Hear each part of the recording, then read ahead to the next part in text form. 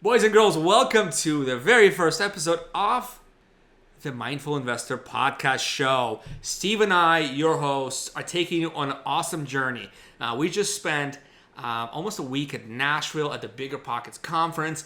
We got Steve's relationships. You know, he's an investor, long-term property management company owner, blah, blah, blah. He's got a lot of accolades, and he's really connected with the BiggerPockets community. So we had the best, the smartest, the most successful investors on this season of the Mindful Investor Podcast Show. Steve, we're going to talk to Jay Scott first, don't we? Yep, Jay Scott was on our show. Just an amazing guy, super gentleman. He's got his an amazing show on BiggerPockets. He's also a best-selling author, published. He has his own racehorses. The guy, ex-Silicon Valley guy, moved out to the East Coast, just a grinder. Changed all that for the sake of his family. Basically, he doesn't do things now unless he's basically earning $500 an hour of his time, which you're going to learn in the show. Yeah, what does that mean? Let's find out. Get into the show.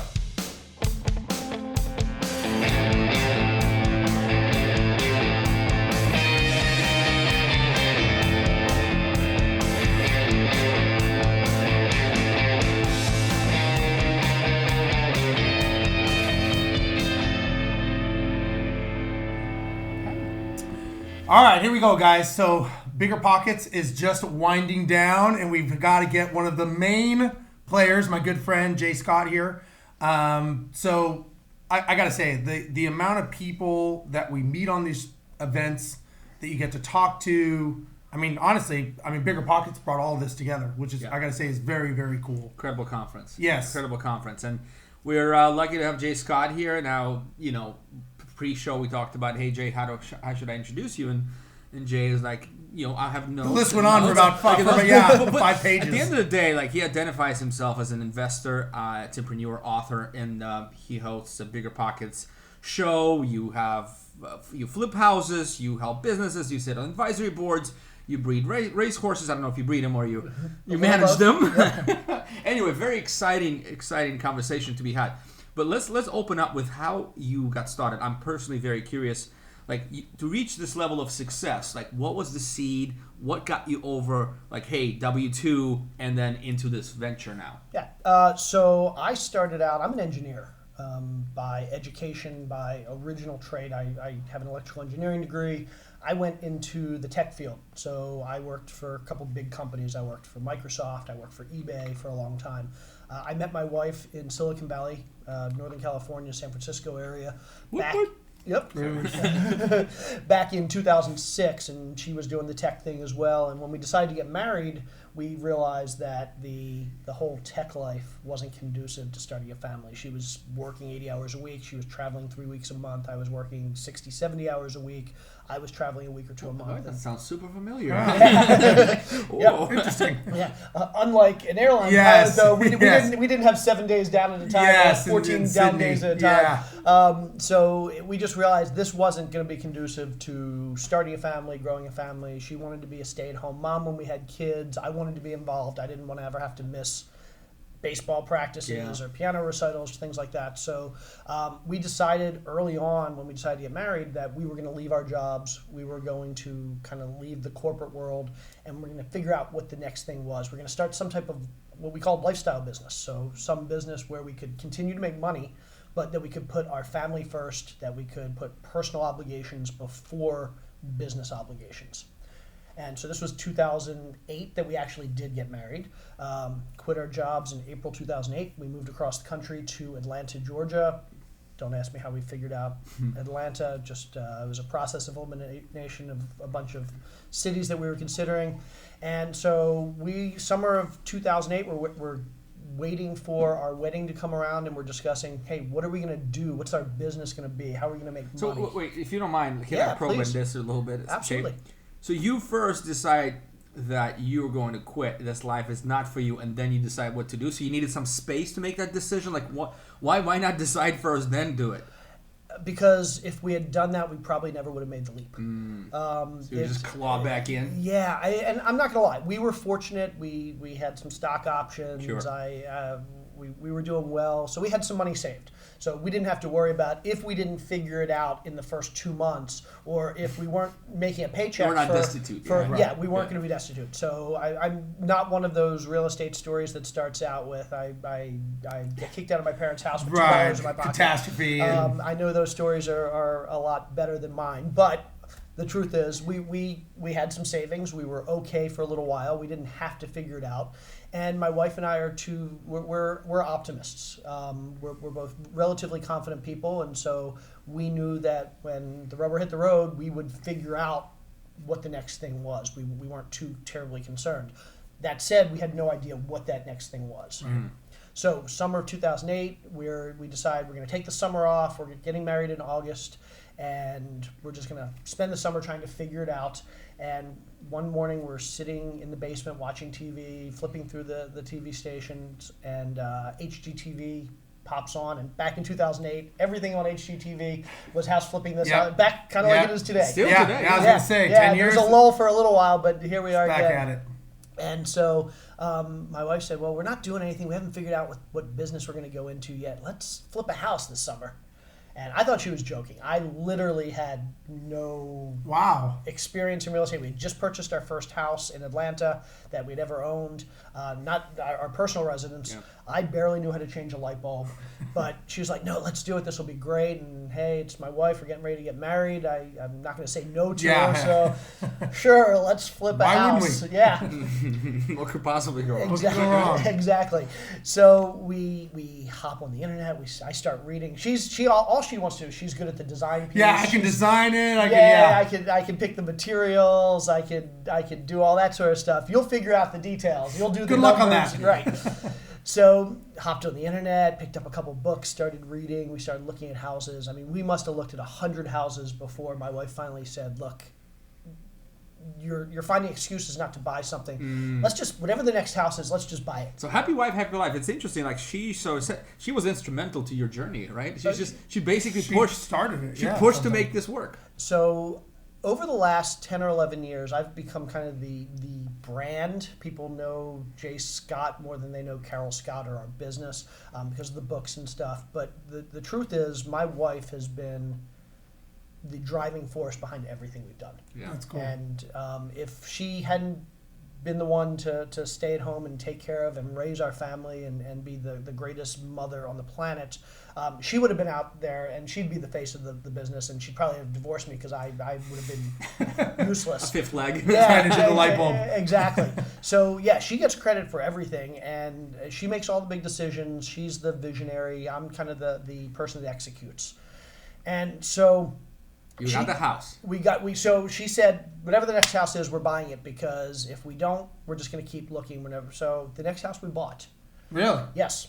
And luckily, the next 3 houses we looked at, we bought, because if we had just stuck with buying the next one, we probably wouldn't have ever bought a second or a third or a fourth. So the first house, we made every mistake in the book. Sure. We paid too much.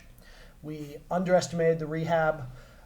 When it didn't sell in the first 2 weeks, we got terrified. We're like, oh no, we're never going to sell it. This was 2008, the worst part of the worst recession in history. And we're getting scared after 2 weeks of not getting our house under contract. Yeah. But we decide, oh, this is horrible. We're never going to sell it. Let's lease it. We ended up doing a lease option.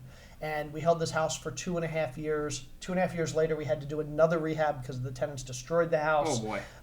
And then 3 years after we originally bought it, we finally sold it for like a $1,500 profit. Okay. So if that had been the only house, if we had bought the first house and waited to see how that went, we'd never be here talking about this. We'd never be here. Luckily, we found 3 houses kind of all in that one weekend, so we bought 3 within about a month.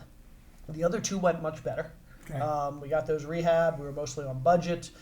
We got them sold relatively quickly, and we said, hey, we just 2 out of 3 houses we bought, we were able to... Yeah, we have a dog in there, but the others exactly. were ponies. Exactly. And so we decided, hey, maybe this will be the business. At least till we figure out what the next business is, let's do some more of this. And so we started buying houses, and the next thing we knew, we were house flippers. So you're buying sell. You didn't hold. You didn't do the beer. We did. No.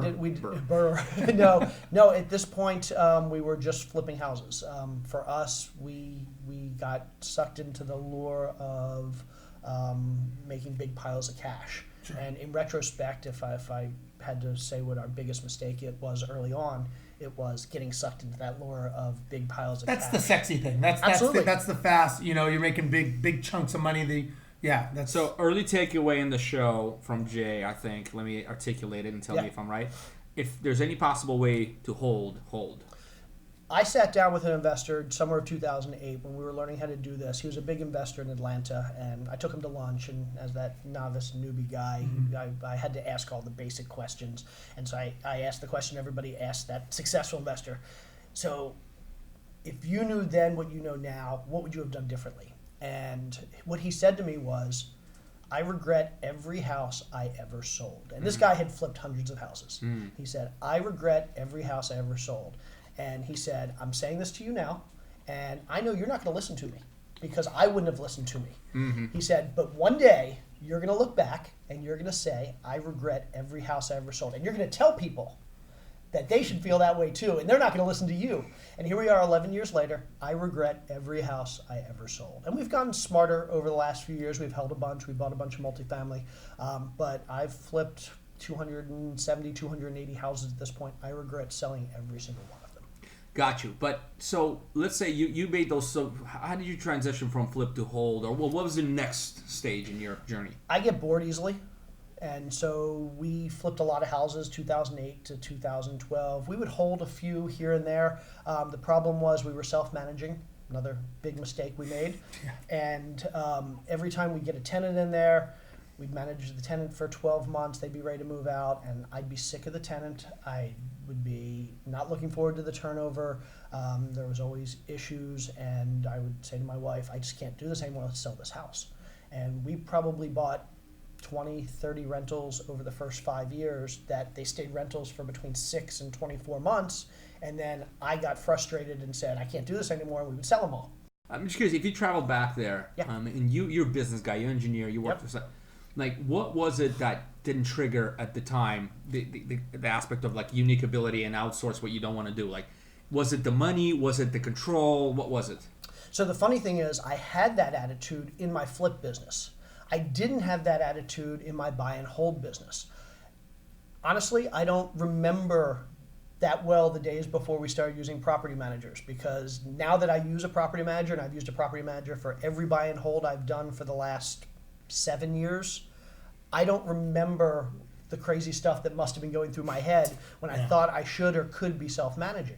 Was it that it never even came up as a thought? It just never even resonated? Or Yeah, I don't remember the first time I actually thought about having a property manager until we left Atlanta in 2013 and started buying in a different state. Maybe it was so miserable that you thought maybe nobody's really, there's no companies that would do coming up to do this, man. This is horrible. Yeah, we'd get into that kind of business. Yeah. That's an interesting concept. Because, and Jay, the reason why I'm poking at it is 70%, well, it's 65% probably of folks self-manage still, of single-family rentals. And so I'm just trying to understand, get in the head of those owners and why? Well, I guess we can keep going. But that's my question that I can't answer yet. Yeah, I think a lot of people, the big reason that I hear that people self-manage is they want to save money. Right. But people don't realize that time is money. They don't value their time. They don't value their time. And property management is a low margin, high touch business. Yeah, a lot of processes, a lot of procedures. Absolutely. And if you're doing it yourself, you're basically giving yourself a low margin, high touch business. Job. And you're working for less than minimum wage. If you take the number of hours that you end up doing your own property management, finding tenants, vetting tenants, getting tenants in, taking care of maintenance, dealing with issues, taking care of non-payment type stuff, doing turnover, all that stuff, and you divide it by the amount of money you spend on a property manager, you're less than a minimum wage job. Absolutely. Very interesting way to look at it. Yeah, that's true. And you know what I tell people is I say, let's say you have 5 houses, and let's say they're $200,000 houses. Essentially, you've got $1 million, and so you have a business. So you have $1 million business, lack of a better term. I said, if you had $1 million business and some guy walked up to you on the street and said, "Hey Jay, I've never done this before. I don't know how to run a business. I don't know the laws in this business, and I really don't know what I'm doing. I'd like for you to hire me as your CEO." Would you hire that person? The answer is no. But I go, you hired yourself That's you. Yep. And now you're the CEO of a business and you know nothing what you're doing. Yep. And you actually think in your mind that you're saving money. Yep. And we're the same way, you know, and it's one of those things that you really look. But you did the same thing. I did the same thing. Exactly. This is so fast. I read his book on the flight Yeah. over. Fascinating. Same mindset.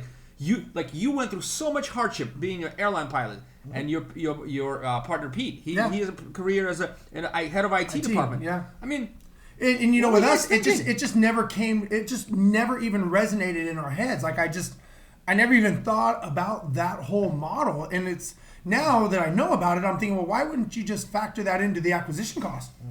Put those in your numbers of saying that. And you know, the challenge is people try to do it on their own first, and then they go, well, now I'll get a property manager, and then they go, well, I don't really have the money for it, so let me get the cheapest one I can get. Then they get the cheapest one they can get.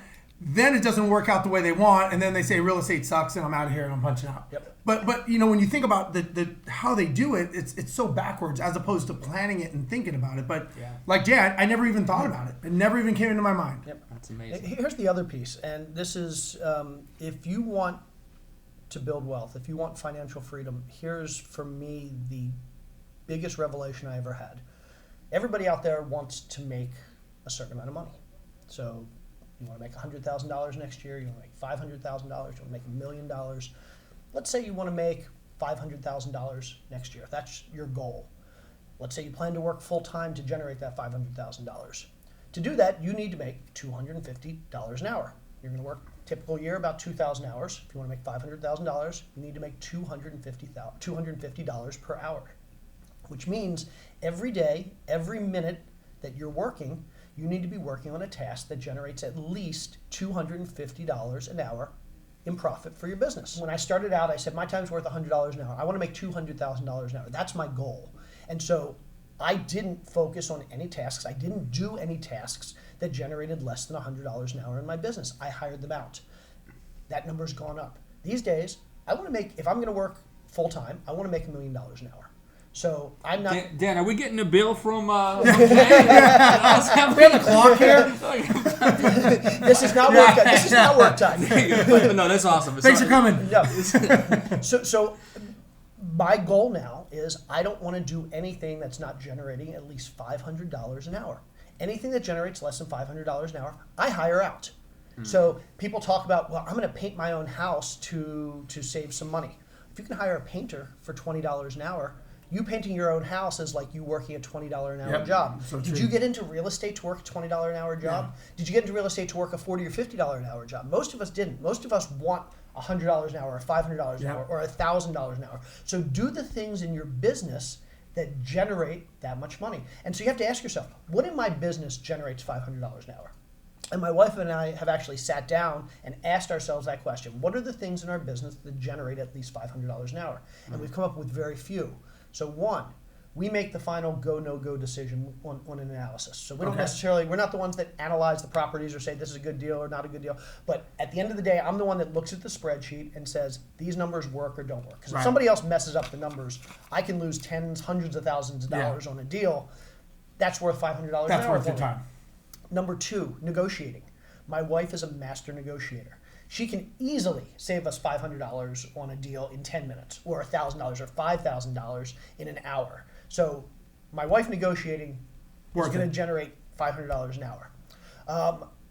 Inspection, or let's call it quality control, that's a $500 an hour job. Now, people say you spend your time walking through a house looking at like light fixtures and outlets, making sure they're good. A lot of times I do, because if I sell a house that's low quality, that hurts my reputation. Sure.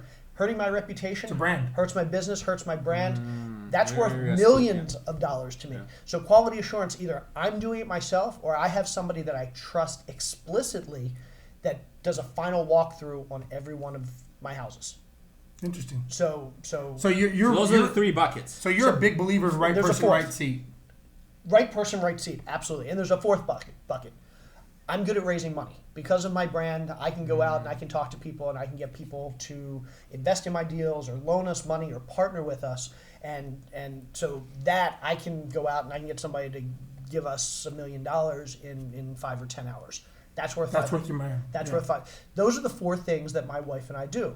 Now, obviously, we can't not do other things. There are certain things we have to do. But for the most part, we tell ourselves that's where we should be spending our time. But how do you classify it, since you gave me 4 buckets? I think there's a fifth there somewhere. There is. Because you're a generous content producer and educator, aren't you? Like, right? So is that the 5th? No, the 5th is finding deals. So basically the high level strategy for finding deals, and that's something that a lot of people can't do these days. Right. So this is something 10 years ago it was easy. We'd go on the MLS, we'd throw a dart, it would hit a foreclosure, and we'd say that's a good deal, that's a good deal, that's a good deal. These days. But let me ask you this though.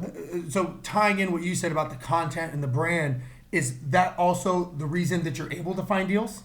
Because of your brand and your name, because you're big into content, and I mean... Absolutely. So brand goes into a lot of those things. It goes into raising money. Yep. It goes into finding deals. It goes into being able to negotiate. So I kind of put that in the goodwill category. We're not... Yeah. There's So there's a 6th. Yeah, sure, absolutely. Yeah, the goodwill, and you can't really assign a value to that. I But agree. in my opinion, that's certainly that's what sort of that's a foundation for your brand and continuation, because you can get stale quickly too, right? You stop producing content, your books, they're gonna get old. In a few years, there'll be newer books, that sort of thing. It just Cycle. It just it cycles you over, and then you end up, a little bit less effective at finding deals, a little bit less effective at raising money, blah, blah, blah. So I think content, to me, it's a big piece. But let's also look at the fact that I make money on some of my content. So a book, There you go. I might spend 500 hours writing a book. If I can generate $250,000 in profit from that book, or $250,000 in goodwill from that book, that's $500 an hour right there. That's exactly it. So I guess there's a number 6 there, which is content or goodwill, right? It's funny. I one of the guys that trained me in some mentoring, and he would talk $1 million. Yep. And he says that means that whenever you're working, it's $8.27 a second. Love it. So he's like, when you're doing something, you have to ask yourself, is this worth $8.27? Yep. Every second. I love that. And that's even more to. That's not. Now it's very focused. What you're doing. It's like. Yep. But I've noticed successful people are driven like this. So I'm an executive at the company at Silicon Valley. Like, I'm living what you sort of ran away from, and I love it, I enjoy it, but I don't have time to do real estate investments. Like, I have to either do some like turnkey stuff or work with partners like yourself. Like, I have to do these stuff. But for somebody who's just getting started, like you and I and 3 of us, I think are very cautious with our time, very considerate with how we're going to invest it. I'm learning some new stuff from you, which is pegging the hourly rate, which is amazing. But how would you recommend somebody who's just starting out, maybe they're going on a $60,000 a year job, they got their first, second house, how would they think about that time allocation? So keep in mind, to do any business well, you need some combination of 3 things. You need time, you need experience, or you need money. And you don't need to be able to provide all 3 of those things. So you can bring in partners that can provide those things. So if you have money, I do some angel investing. We invest in some businesses. I just put money in. And it's the people that I'm investing in that have the experience and the time. I just have the money. There are people that I work with where I put in the money and I put in the experience. So house flippers or wholesalers where I say, here's the money to go find deals, and I'm going to mentor you through it. But I don't have the time to actually be doing the deal, so I need you to spend the time. So people need to look and say, what do you have? Do you have money? Do you have experience or expertise? Or do you have time? And the ones that you don't have, you have to have at least one of those. And so for somebody starting out, they may not have the money. They may not have the experience. So they have to spend the time. Right. They got to bring something to the table of value, and something that you don't want to do, which is the time. Right. So that makes sense. And what I would tell them is, use your time to build experience and money so that at some point in the future, hopefully the near future, you can spend less time and you can start putting in experience or money instead, and you reverse it. Yeah. So the valuation, based on your methodology, the valuation or hourly rate, just essentially, are you recommending setting more realistic targets for people who's just starting out with this, maybe younger, maybe in different stages of their career? What's your goal? If you're trying to replace a W-2 job, and you have a $100,000 W-2 job, then maybe the goal is $100,000. I can replace my income. Maybe you're desperate to replace that $100,000 Because you're miserable. Because you're miserable, and you say, I'm willing to take a pay cut if I can just get this job out of my life. And so you say 75 or 50,000. Obviously, you need to set a number that's commensurate with reality. Sure. You don't want to say my goal is to make $5 million a year doing real estate stuff when you have no experience. But typically speaking, like somewhere in most of us, if we are reasonably intelligent, we're hardworking, we make good decisions, we surround ourselves with smart people, it shouldn't be too difficult in real estate to make $100,000 or $200,000 or $300,000 a year. Yeah. I mean, especially with all the resources, BiggerPockets, books, Absolutely. your books. I mean, all the resources out there. You just need to dedicate time to go It's read on you and to educate. to do it or not. Yeah. Let me ask you this though, Jay. Like, of all the things that you do, what would you say is the love that you really that you go, man, I like this part. What part is that? The being able to say I'm not working today because I'm spending it with my family. Nice. The being able to say freedom. The freedom, 100%. Now, if you ask me, that's the reason that we do what we do, because it allows us to put the things that are really important first. My wife likes to say that we start our calendar with the things that are important to us. We start our calendar with the vacations and the kids' events and the family events, and then we fill it in with the business and the work stuff. Nice. And for a lot of people, that's not possible. You start with the work stuff and you fill it in with the family stuff. If that and, is. Yeah, and there's nothing wrong with that, but eventually you need a plan to get, and if you love working, if you're an airline pilot, I have to imagine you absolutely love being an airline pilot. Yeah.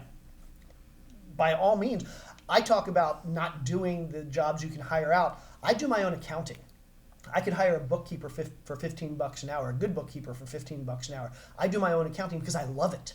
Because I don't want anybody else to do it. I actually find it. You enjoy it. I enjoy it. Cathartic, or Right. yeah. So that's a task that's on my calendar for pretty much every day. I reconcile my books, and people are like, "You're nuts. Why are you doing it?" Because I enjoy it. So I'm not telling people they have to have the same priorities as I do, but the point is figure out what your priorities are and then build your life around that. And then there was something else I was going to say, and I forget where we went with this. You know what's interesting, You were though? going in the interesting direction. Go ahead. Real quick though, what I find interesting is almost all the people that we've talked to that are married in real estate, very much like him, Charles and Grace. Yep. Brandon. It's so cohesive of the family. Yep. And it's interesting, and I don't know if you've seen this with other, and I've seen it with a lot of successful people. That is like the bond that they have. First and foremost is the family and what they want to do, and everything else takes a back seat to that. But then the success of it is because of the togetherness, because of the mutual support. Because how many times, the professional will come home and like you don't want to see your kids, you're so tired. I'm not saying I'm in that category because I love what I do, but there are people who just overworked and don't like their jobs or whatever the case is. But you were talking about what you love. Yep. So you start accounting. Yes. Like, well, what's So the that piece, thread I found. the business piece that I love doing deals. I love putting together a deal, like getting to the point where the contract's signed, where the handshake is done. Like once we get Everything leading to that. everything leading to that. Once the contract's signed and or the handshake is done, I'm kind of You're like, okay, yeah. It's like the thrill of the hunt. Exactly. Yeah. Exactly. And I know there are people out there that love real estate. A lot of people love real estate. I hate real estate. I absolutely hate real estate. I like running a business. I like doing deals. I like creating systems and processes. I like building that thing that is independent of the inventory. So Nice. I buy and sell houses. I could buy and sell shoes. I could have a restaurant buying and selling food. I mean, it's the same. I like that process. The fact that houses are my inventory, that's just, I happen to fall into houses versus... It's just, we were talking earlier, it's just a business. It's just a business. It's just a business. So I'd like to talk a little bit about, so you've got a new podcast show. Yep. And it's for business people. Yes. So can we talk a little bit about that? Because I think it was very interesting before the show. We were kind of digging into that a little. Sure.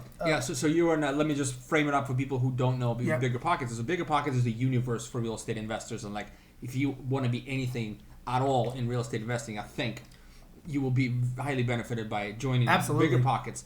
But Jay runs a podcast that is not talking about real estate. So unpack this for us. So BiggerPockets, 1.3 million members, basically biggest real estate investing platform on the planet. Back in 2013, they launched a podcast called BiggerPockets Real Estate Podcast, or just the BiggerPockets Podcast back then. And it has, in the last 6 years, grown to one of the biggest podcasts on the planet. They've had over 65 million downloads, just absolutely huge.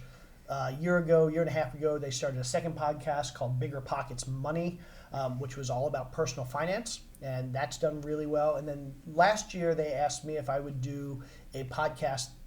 They weren't really sure what it was going to be. We thought about flipping houses or something else, and I wasn't really interested. Again, I hate real estate. So I said, I like the idea of doing a podcast, but I'm not really interested in doing something real estate related. So we talked for a little while, and basically what we came to was real estate investors are business owners. And a lot of real estate investors own businesses outside of real estate. But even if you don't, real estate is a business. Yep. So why not have a podcast that's focused on starting, building, scaling, growing a business? Now, I'm an introvert. I find it very difficult. I know everybody. Really? Yes. This is the hardest thing. You were on stage today, open up a show. Was it yesterday? Yesterday. 1,200? Yes, yesterday and today. 1,200 people opening the show. I'm about to come in because I was going to do a 3-minute mind pitch. And I'm like, man, these guys are up on with your wife, with Carol, right? On stage. And I'm like, wow, first thing in the morning, that's the toughest one. Open up the conference, that's the toughest spot. And we were on stage 4 times yesterday and 4 times today, and I'm going to go home after this and sleep for 3 days. And disconnect on. This is the hardest. It just takes the energy. Wow. I'm mentally exhausted. Wow. And so the idea of doing a podcast where I talk to people I don't know and I have to hold a conversation, and conversations are hard. I'm probably a little bit on the spectrum because just having a conversation with somebody is very difficult. But you're so good. I mean, it's I can answer questions. You're a good faker. You're a good faker. I'm a very good faker. I know the rules of conversation, but it's not easy. He engineered in his head. That's how it works, and just exactly. So the idea of doing a podcast was kind of daunting to me, and so my wife was like, "What are you talking about? That sounds like the most awesome thing in the world." My wife is a tremendous extrovert. She could talk to anybody about anything. She's brilliant. She knows marketing. Never met a stranger. Sales, never met a stranger. That's cool. And I was like, "Well, then you should do the podcast." She's like, "I'd do the podcast in a heartbeat." And I was like, "Huh, that's interesting." So I went back to BiggerPockets and I said, "My wife and I are going to do the podcast together, and it's going to be about business." Oh, that's cool. And they loved it. So we launched the BiggerPockets Business Podcast in May of this year, 2019. And basically, we interview entrepreneurs, business founders, business experts about their businesses, how they started their businesses, how they grew and scaled their businesses, where they are today, the challenges they faced, how they've overcome those challenges. And we try and make it as actionable as possible so that our listeners can actually get tips to help them grow their own business. So we've talked to we've had guests on who have their $100,000 a year business that they just launched a few months ago, and they're trying to get over the hump, all the way up to we've had Barbara Corcoran, one of the sharks from Shark Tank. Oh. We've had Jay Papasan, the author of The One Thing, and Gary Keller's partner. So we kind of run the whole spectrum of really small entrepreneurs up to billionaires who've been doing this for decades, and everything in between. And the goal is basically just to give a slice of what it's like to be an entrepreneur, be a founder for wherever you might be in your business, so that you can get tips and basically apply it to your business. That is awesome. How's it going? It's fantastic. It's great. Like you getting the numbers you expected as far as listenership and engagement? We are. We launched at number 5 business podcast on iTunes. We've dropped a little since there. Wow. But we're consistently in the top 50 business podcasts on iTunes. We're very fortunate, obviously. So you've got the brand. You've already done the work of creating your brand. BiggerPockets is the brand, and they have a built-in audience, and so I take zero credit for it. But it's been a lot of fun, and we've been successful, and we're excited about growing. What are some of the main takeaways that you're hoping people get out of these podcasts? And the reason I say that is I talk to a lot of people about business and structure and accountability, and what I've noticed when I'm talking to them about creating their business, the thing that seems to resonate that I see is, number one, the accountability factor is the first thing. And the second thing is the metrics and KPIs that they should be doing. Absolutely. And I don't know if that's all businesses, or do you see that with all of them, or? Yeah, so I think that's one of the big messages that we're trying to send to our listeners is that if you're going to have a business, you have to treat it like a business. Absolutely. You can't do everything yourself. We've talked about that here Scale. a little bit. You have to bring in others to help you. You have to have key hires or contractors or partners, people that can help you, and you have to manage your metrics. Yep. I think it was Peter Drucker who said, "You are what you measure." So true. And so if you don't know the metrics of your business, if you don't have goals, if you don't know how you're going to achieve those goals, if you don't break those goals down and work backwards to say, I mean, and we do this in the real estate world all the time. If I want to buy 20 houses this year, and I know that every time I send out a direct mail piece, I'm going to get like 10% response rate, and 5% of those are going to turn into house visits, and 3% are going to turn into making an offer, and 1% are going to turn into getting a deal. I can work backwards to say if I want to get 10 houses this year, I have to send out 15,000 direct mail pieces. It's just math. Yep. And we have to do that in our business as well. And we Yeah. have to keep good metrics, both forward-looking and backward-looking. We need to keep our P&Ls. We need to look at our balance sheet. And we have to treat our business like a business, not just a hobby. And I think that's the thing that a lot of the entrepreneurs that have come on the show have really been able to convey, was that until they started doing that, a lot of them started out as solopreneurs, Yep.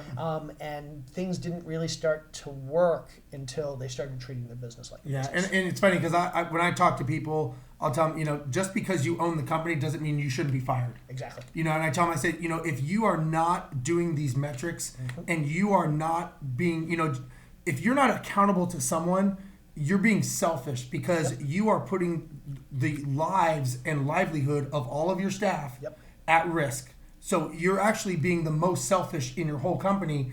And to me, it's like, how do you expect your employees to respect you when you don't show up on time, but you want them to? And you don't you don't step up and say, this is what I've done this week. These are my accountabilities. That's what I did. And I think a lot of small business owners, they think, well, I own the business, I don't need to do that. And I'm like, that's wrong, in my opinion, at least. 100%. And I think the other piece is that a lot of small business owners feel like because they're the business owner, they're responsible for the KPIs. They're responsible for the accounting. They're responsible for the hiring. They're responsible. I'm the CEO, therefore I am responsible for.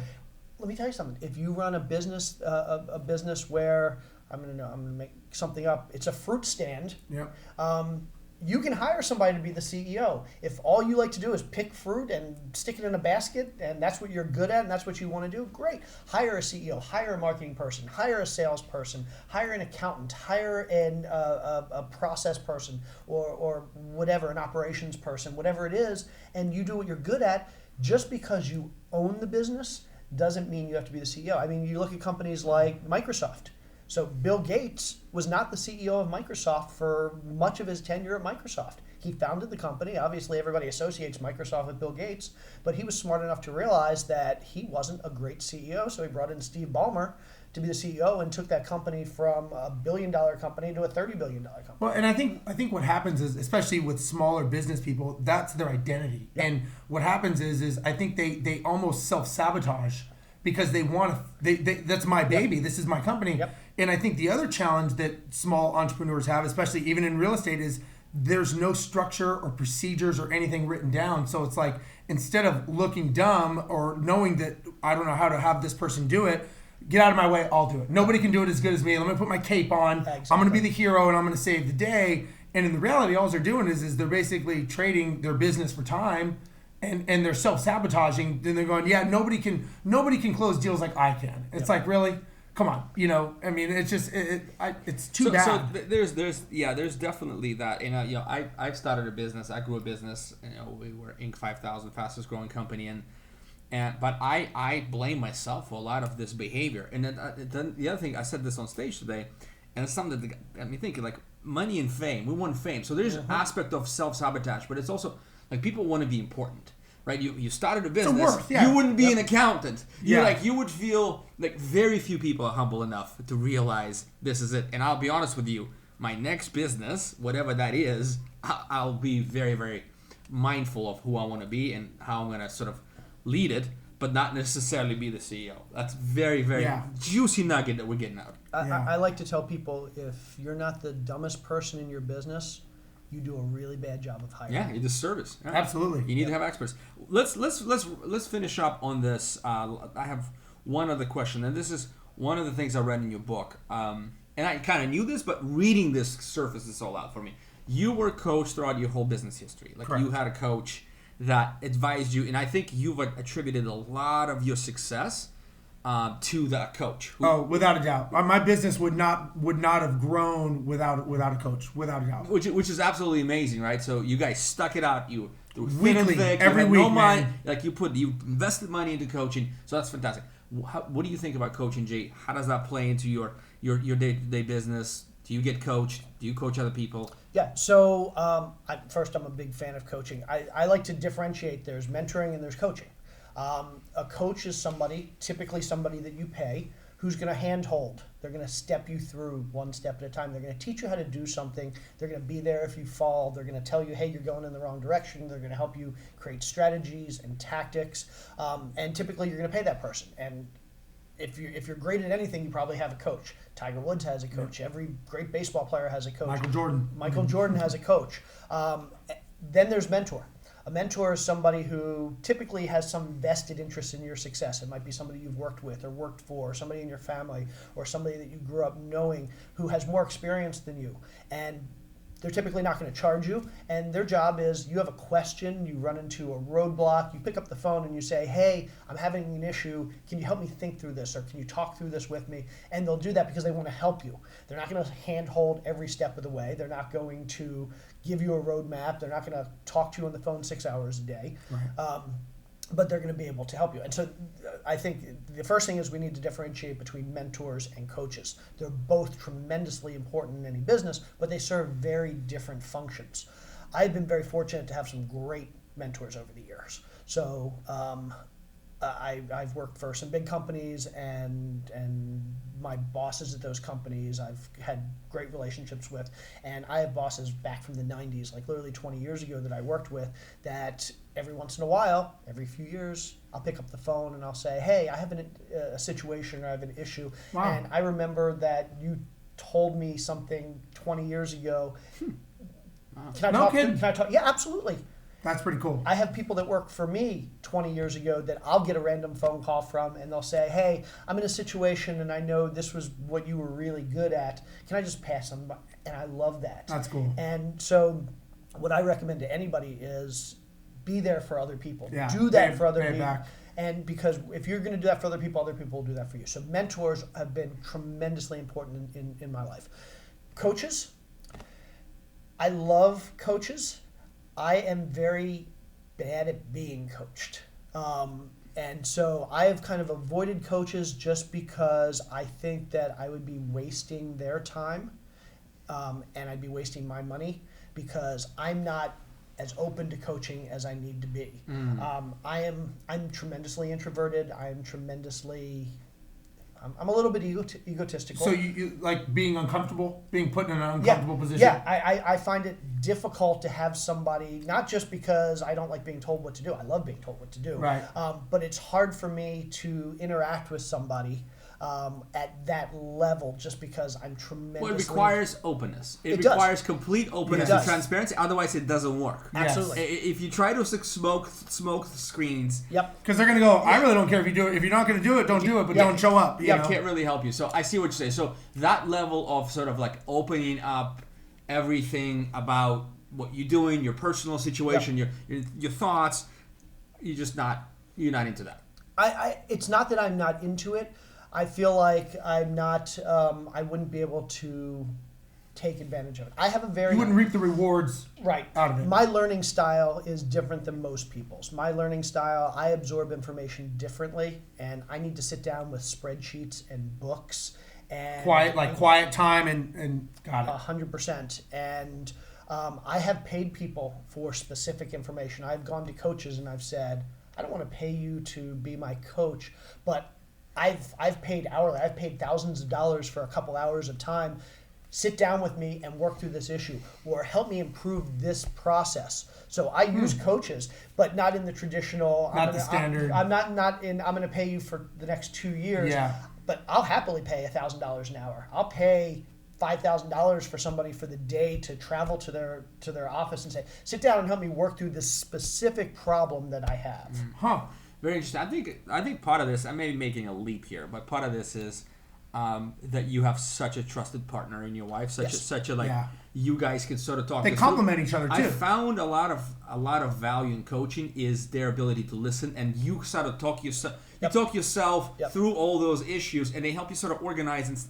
But yeah, if you guys have the pillow talk, and it's all about it's about the issue you're facing, and she understands it, or she's living it too. She's in it. Yeah, I think that is tremendously valuable. Yep. Yeah. And I'll be honest, I probably could have shaved 50% off my learning curve by having a coach. I'm too stubborn. Well, I think that's It's working. Whatever you're doing, man, it's working. It's a good place to finish here. I think the audience are. I think we all got a lot of value Absolutely. out of this conversation. Jay, thank you very much for stopping by and your time. Now you can go pass out and spend the next 5 days in the cave. Go sleep for a couple days. Yeah. All right, guys. Thanks for watching. We'll see you. Watching. Bye-bye. Thanks so much. All right, brother. Dude. Awesome.